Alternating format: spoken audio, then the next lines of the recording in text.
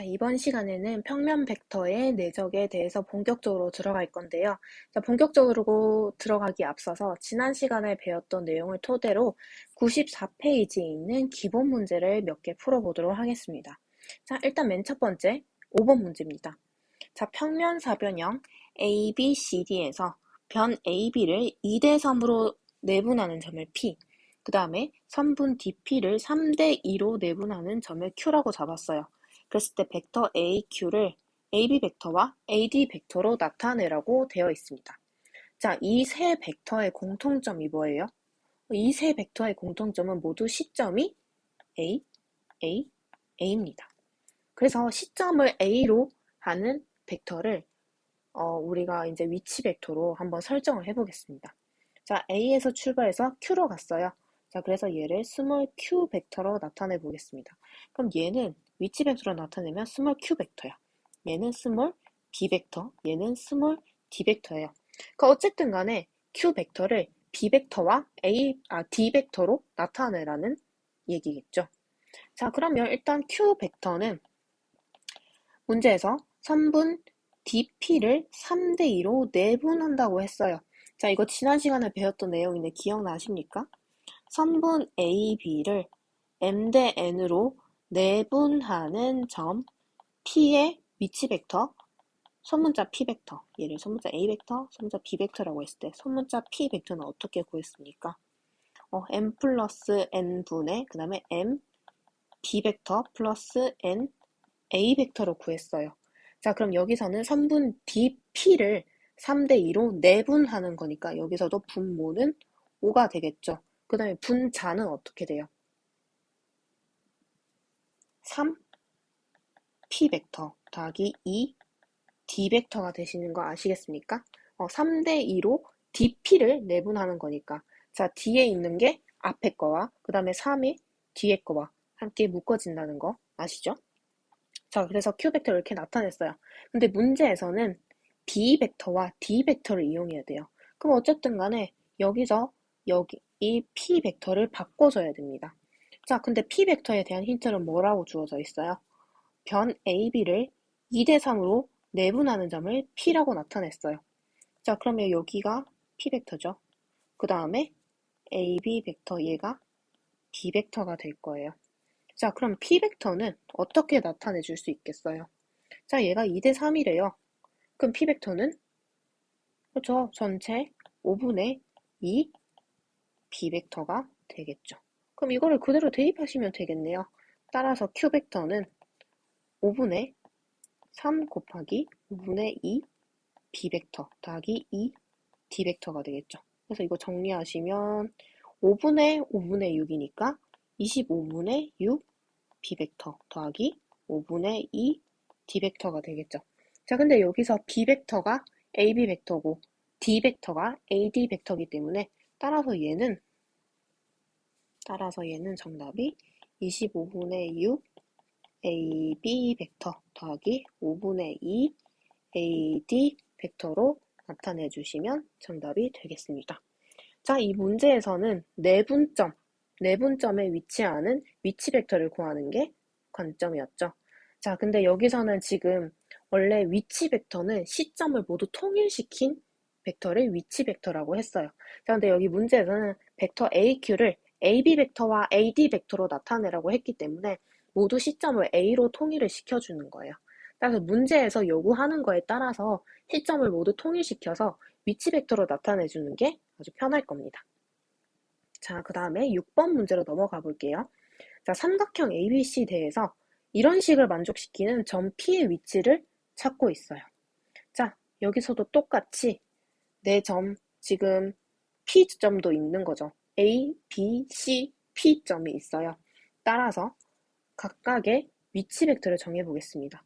그래서 A라는 점의 위치 벡터는 스몰 a 벡터, 그 다음에 B는 스몰 b 벡터, C는 스몰 c 벡터, 그 다음에 P는 스몰 p 벡터라고 한번 나타내 보겠습니다. 자, 그러면 위에 주어진 식을 바꿔볼게요. 자, 위치 벡터는 시점을 모두 통일시킨다고 했어요. 자, 여기서는 내가 시점을 뭐 5라고 한번 통일을 시켜보겠습니다. 그러면 PA 벡터는 어떻게 바꿔줄 수가 있어요? 얘는 P를 버리고 A한테 가는 거예요. 그러면 어떻게 나타내줄 수 있다? 그렇죠. OA에서 OP를 빼는 겁니다. 자, 두 번째 PB 벡터는 P를 버리고 B한테 가는 거기 때문에 OB 벡터 마이너스 OP 벡터가 될 거고요. 그다음 PC 벡터도 똑같이 OC 마이너스 OP. 자, 그 다음에 뒤에 BC 벡터는 B를 버리고 C한테 가는 거죠. 그래서 얘는 OC에서 OB를 빼면 됩니다. 자, 이 식을 한번 정리해 볼게요. 자, A는 여기 하나밖에 없는 것 같아서 이 OA 벡터 나타내 볼게요. 그 다음에 OB 벡터는 4OB 있고요. 그 다음에 여기 마이너스 OB 있어요. 두 개 합치면 플러스 5, OB 벡터가 되겠습니다. 그 다음에 OC 벡터는 여기 한 개, 여기 한 개 있는데 얘네 둘이 사라지죠. 그래서 없애고요. 그 다음에 마이너스 2OP, 그 다음에 마이너스 4OP 두 개 더하면 마이너스 6이고요. 그다음에 마이너스 1 있으니까 마이너스 7OP 벡터는 0이 되는데 그냥 얘 옮겨서는 7OP 벡터로 바꾸겠습니다. 자, 그랬을 때 얘를 위치 벡터로 다시 바꿔볼게요. 그러면 2 스몰 a 벡터 플러스 5 스몰 b 벡터는 7 스몰 p 벡터예요. 그러면 스몰 p 벡터는 7분의 2a 벡터 플러스 5b 벡터입니다. 자, 여기서 뭐가 보이십니까, 여러분? 7, 5, 2. 얘네 숫자 어때요? 그쵸? 2랑 5를 더하면 7이 나오죠? 뭐 생각나세요? 방금 앞에서 봤던 거. 그렇지, 여기서 여러분들은 내분을 떠올리셔야 합니다. 따라서 점 P는 지금 변 A, B를 내분하는 점인데 몇 대 몇으로 내분할까요? 자, 지금 A 벡터 앞에 뭐가 붙었습니까? A 벡터 앞에 2가 붙었고 B 벡터 앞에 5가 붙었어요. 그럼 몇 대 몇? 변 A, B를? 그렇죠. 서로 바꾸면 된다고 했죠. 5대 2로 내분하는 점이 되겠습니다. 자, 여기서도 똑같이 주어진 벡터를 모두 시점을 하나로 통일시켜서 위치 벡터로 나타낸 다음에 식을 정리해서 이제 점 P의 위치를 유추해 보는 게 되겠습니다. 자, 그 다음에 7번 문제도 이거랑 되게 비슷한 문제예요. 여기서는 이제 주어진 점이 전부 다 뭐로 표시되어 있어요? 전부 다 성분으로 표시가 되어 있죠. 자, 그래서 얘도 성분으로 한번 표시를 해볼 건데요. 자, 이 전에 우리 지난 시간에 했던 거 한번 생각해 봅시다. 자, A의 성분이 A1, A2고 그 다음에 B의 성분이 B1, B2였어요. 자, 그러면 AB 벡터의 성분은 어떻게 나타낼 수 있었어요? 뒤에 거에서 앞에 거를 뺐습니다. 그래서 B1에서 A1을 빼고요. B2에서 A2를 빼면 됩니다. 자, 그랬을 때, 자, 채점 A, B, C가 있어요. 자, 그랬을 때 주어진 이 식을 만족시키는 점 P의 좌표를 구하라고 되어 있습니다. 자, 점 P의 좌표가 뭔지 모르기 때문에 얘를 A, B라고 나타내 볼게요. 자, 그러면 PA 벡터는 어떻게 나타내 줄 수 있어요? 얘를 성분으로 표시하면 얘는 뒤에 거에서 앞에 거를 빼는 거니까 3-A, 3-B가 되겠죠. 자, 그 다음에 PB 벡터는요? 얘도 똑같이 해주시면 되죠. 그럼 마이너스 1, 마이너스 A, 마이너스 1, 마이너스 B. 자, 그 다음에 PC 벡터는 얘도 똑같이 마이너스 A, 3, 마이너스 B가 될 겁니다. 자, 마지막으로 AB 벡터는 어떻게 돼요? 얘는 B에서 A를 빼야 되는 거죠. 자, B에서 A 빼면 마이너스 4, 마이너스 4가 되겠죠. 자, 이걸 식으로 다시 정리해 볼게요. 3 마이너스 A, 3 마이너스 B 더하기 마이너스 1 마이너스 A, 마이너스 1 마이너스 B 그 다음에 더하기 마이너스 A, 3 마이너스 B는 마이너스 4, 마이너스 4 이렇게 돼야 되는 거죠. 자, 여기서 X 성분은 X 성분끼리, Y 성분은 Y 성분끼리 나타내야 되죠. 그러면 지금 여기서 3-A, 아이고, 형광펜 3-A, 마이너스 1, 마이너스 A, 마이너스 A, 마이너스 4. 이렇게가 X성분이 되겠죠. 그럼 얘네끼리 해봅시다. 얘네 왼쪽에 있는 거 다 더하면 3-1 그러면 2 3A가 마이너스 4가 되어야 되죠. 그래서 3A는 6이 돼야 돼서 따라서 A는 2가 됩니다. 자, 그 다음 3-B 마이너스 1 마이너스 B 3 마이너스 B 마이너스 4. 자, 이것도 Y 성분끼리 계산을 하셔야 돼요. 자, 왼쪽에 있는 거 계산하면 2 더하기 3 5 마이너스 3B는 마이너스 4가 돼서 3B는 9 따라서 B는 얼마? 3이 됩니다. 따라서 점 P의 좌표는 2,3이 되겠네요. 자, 이제 본격적으로 벡터의 내적에 대해서 한번 배워보도록 하겠습니다. 자, 일단 벡터의 내적에 들어가기에 앞서서 우리가 벡터라는 거를 맨 처음에 정의를 할 때 뭐와 뭐를 가진다고 했어요, 벡터는? 크기와 방향을 가진다고 했습니다. 자, 그렇다면 내적이 뭐길래 내적이라는 것을 배우게 될까요? 자, 내적이라는 거는 하나의 연산이에요. 우리가 앞에서 벡터에 대해서 연산을 배웠을 때 덧셈, 뺄셈은 배웠어요. 근데 곱셈 배웠어요? 안 배웠죠. 나눗셈 배웠어요? 안 배웠습니다. 그래서 이 벡터의 내적은 그냥 벡터끼리 곱한다 라고 생각해주면 돼요. 그래서 얘는 곱하기 연산이다 라고 생각을 해주시면 되겠습니다. 자, 근데 하나의 특징이 있어요. 벡터의 내적이라는 연산을 하게 되면 내적의 한 결과는 항상 실수가 나오게 됩니다. 이거는 기억을 해두세요. 자, 그랬을 때 이제 앞으로 내적이라는 연산을 표시를 할 때는 어떻게 할 거냐면 A라는 벡터와 B 벡터를 내적합니다 라는 건 이렇게 가운데 점을 찍어주면 돼요. 자, 얘의 정의는 뭐냐면요. 일단 각 벡터의 크기를 곱해줘요. 자, 그런 다음에 이 벡터 두 개가 이루고 있는 각이 있을 거예요. 자, 이 각을 세타라고 했을 때 벡터의 내적은 각 벡터의 크기에 두 각이 이루고 있는 각을 세타라고 하면 코사인 세타를 곱해주면 됩니다. 자, 근데 이렇게 질문하는 친구들이 있을 거예요. 그냥 벡터가 요렇게도 있고 요렇게도 있어요. 근데 얘네가 이루고 있는 각이 여기에도 있고 사실 솔직히 엄밀히 따지자면 여기에도 있는데 둘 중에는 어느 게 해당되는 거예요? 라고 질문을 하는 친구들이 있을 거예요. 그래서 여기서는 항상 이 세타는 0도에서부터 180도 각까지만 다루게 될 겁니다. 자, 다시 말합니다. 벡터의 내적은 벡터끼리 곱한다 라고 생각을 하면 돼요. 그래서 내적의 기호는 가운데 점을 찍으면 되고요. 그래서 이 내적의 정의는 A 벡터와 B 벡터의 크기를 구한 다음에 그 두 벡터가 이루고 있는 각을 세타라고 했을 때 코사인 세타를 곱해주면 벡터의 내적 연산이 완성이 됩니다. 자, 그랬을 때 이 각도가 예각일 때, 그리고 그 각도가 둔각일 때 나눠서 생각을 할 수가 있는데요. 사실 예각일 때는 그냥 똑같아요. 각 벡터의 크기를 곱한 다음에 그 다음에 그 두 각이 이루고 있는 각을 세타로 했을 때 코사인 세타 이렇게 계산을 해주면 됩니다. 자, 근데 둔각일 때는요. 얘도 똑같아요, 사실. A 벡터, B 벡터에서 코사인 세타를 곱해주면 됩니다. 자, 근데 사실 이 각이 둔각이면 계산하기가 굉장히 힘들잖아요. 그리고 우리는 수원에서 삼각함수도 배웠어요. 자, 이 세타랑 똑같은 게 뭐예요? 세타랑 똑같은 게, 코사인 세타랑 똑같은 게 얘는 어떻게 바꿔줄 수 있어? 코사인 파이 마이너스 세타에서 마이너스를 곱해주면 똑같잖아요.